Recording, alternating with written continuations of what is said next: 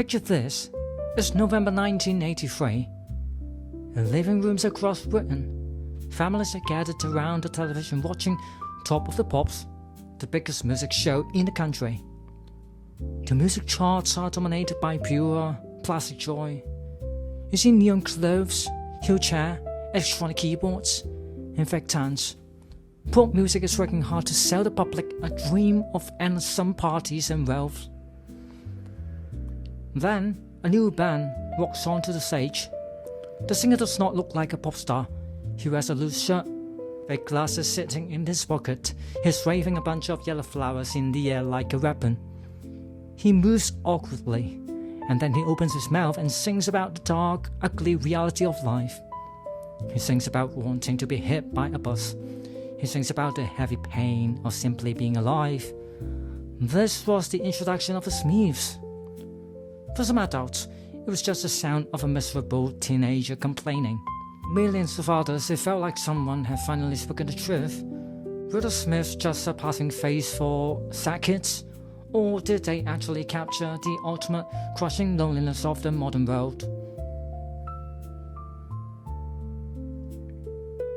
To understand the Smiths, we have to look closely at the world that created them. The year is 1982. We are in Manchester, a major city in the north of England. Margaret Thatcher is the Prime Minister, and her strict economic policies are dividing the country in half. Down south in London, the money is flowing. People are buying socks, drinking champagne, and celebrating a new age of extreme capitalism. But up north, the reality is very different. The old industries are dying quickly. The factories and mills that once made Manchester a rich, busy city are shutting their doors one by one. The national unemployment rate climbs over 3 million people. It is the highest number the country has seen since the Great Depression of the 1930s.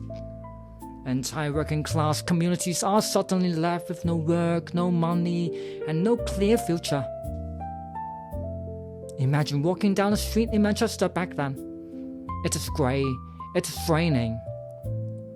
The red brick buildings are turning black from decades of industrial pollution. Young people are leaving school and stepping straight into a dead end. The government is telling everyone on the news to work hard, start a business and get rich. But for working class kids in the north, that message is a cruel joke. There is simply nothing there. At the same time, the local street culture for young men is hard and unforgiving. You are expected to like football, drink heavy amounts of beer, hide your emotions, and maybe get into a physical fight on a Friday night. If you do not fit into this aggressive macho world, you are an outsider. You are a target. The pop music of 1982 did not talk about any of this. The songs on the radio were about falling in love on white sandy beaches in the Caribbean.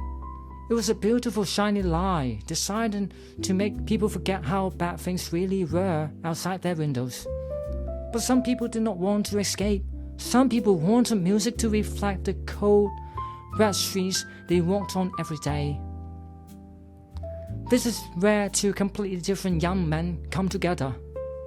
Stephen Patrick Morrissey and Johnny Marr. Johnny Marr was a cool, stylish kid. He was a natural genius on the guitar. He could take cheap instruments and create sounds that were bright, complex, and full of beautiful energy. But he needed the voice to match his music. He knocked on the door of the stranger he had heard about in the neighborhood. That stranger was Morrissey. Morrissey was everything a typical Manchester boy was not supposed to be. He was deeply introverted and shy. He spent his teenage years locked inside his bedroom, reading books by the Irish writer Oscar Wilde, watching old black and white movies, and writing angry letters to music magazines. He did not drink alcohol. He refused to eat meat. He claimed he had absolutely zero interest in sex. While other boys his age were out fighting in pubs, Morrissey was at home reading poetry. When Marr played his bright, driving guitar lines, Morrissey added lyrics that were dark, funny, and devastatingly sad. This was the magic of the Smiths.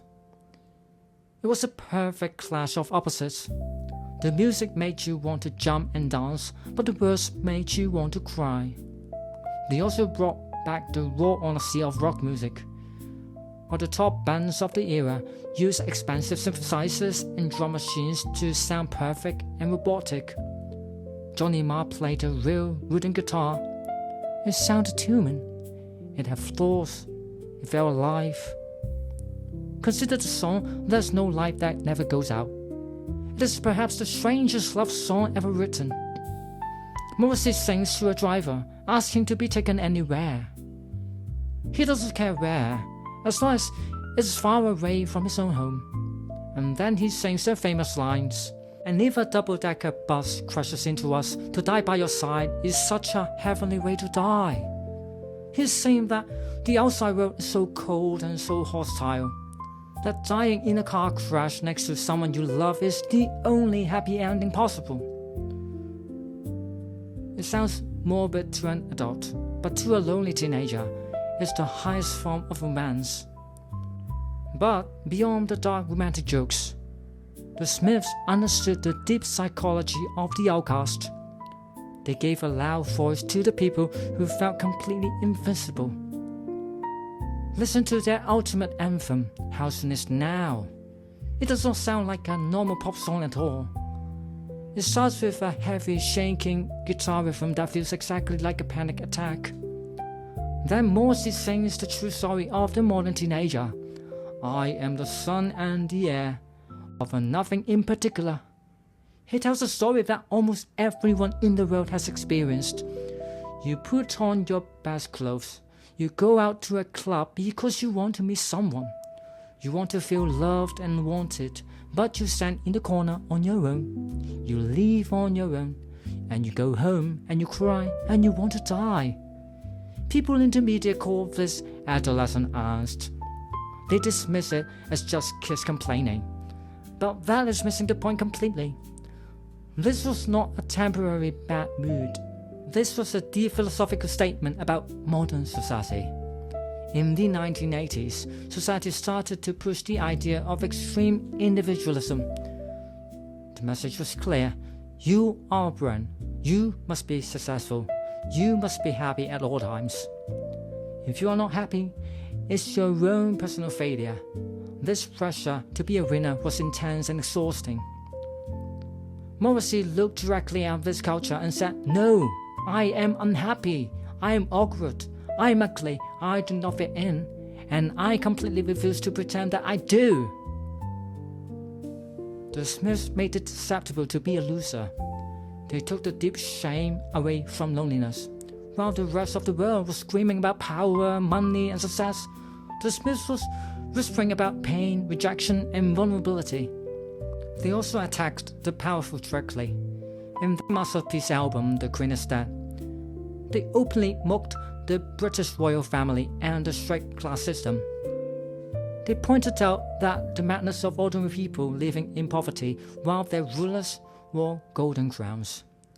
They sang about the cruelty of the meat industry in Meat is Murder, turning thousands of teenagers into vegetarians overnight. They were dangerous because they made people think. They made young people question the basic rules of society. The Smiths only last 5 years.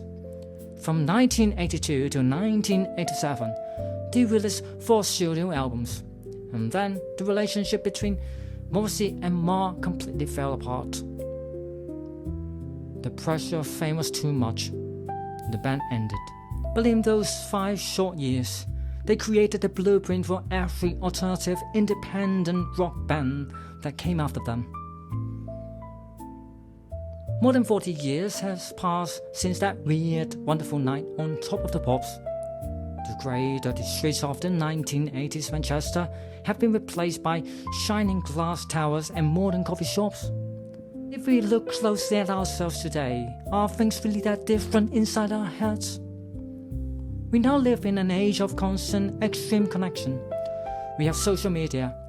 We carry tiny computers in our pockets everywhere we go. We can talk to anyone, anywhere, at anytime. We build perfect online profiles to show the world exactly how great our lives are. Look at my amazing food. Look at my beautiful holiday. Look at my perfect smile. But study after study shows that loneliness in the modern world is at an all-time high. We are surrounded by millions of voices on the internet every single minute. Yet we have never felt more isolated. We still put on our best clothes. We still log into the digital club. We still look for a real human connection.